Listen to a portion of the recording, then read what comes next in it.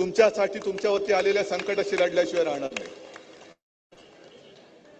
मी जेव्हा शेतकऱ्यांशी बोललो 50,000 रुपये पर हेक्टर, हे का मला स्वप्न नाही पडलेलं.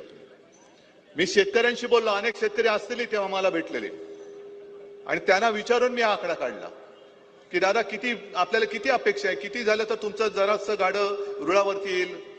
ते म्हणाले साहेब 50,000 रुपये पर हेक्टर हे किमान मिळालेच पाहिजे आणि कर्जमुक्ती झाली पाहिजे. आता आपले जे विरोधी पक्ष आहेत, म्हणजे आपले विरोधी पक्ष, मी संभाजीनगरमध्ये आल्यानंतर मोठमोठी होर्डिंग्स पाहिली. मुख्यमंत्र्यांचं अभिनंदन 31,000 कोटी रुपये जाहीर केल्याबद्दल. आणि तुम्ही जाताना मुद्दामून बघा, होर्डिंग वरती शेतकरी नाहीये, यांचेच सगळे हे सतरंज्या घालणारी जी लोक आहेत, मंत्री संत्री वाजंत्री वाजवणारी ही लोक आहेत तिकडे. तुम्हाला काय पडले शेतकऱ्याला किती काय मिळते त्याचं? तुम्हीच जाहीर करायचं आणि तुम्हीच तुमचं अभिनंदन करायचं, स्वतःचीच पाठ स्वतः खाजून घ्यायची आणि थोपटून घ्यायची.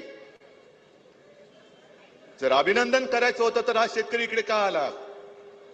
जे पॅकेज सरकारने जाहीर केलं तुम्हाला मान्य आहे काय? मग 50,000 रुपये हेक्टरी हवेत की नको आहेत?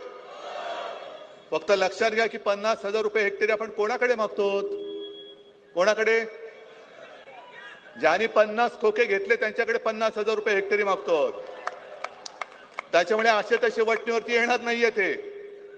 हे आता तुम्ही जो मला शेतकऱ्याचा आसूड चाबूक दिलेला आहे, हा चाबूक हातामध्ये घ्यावा लागेल तुम्हाला.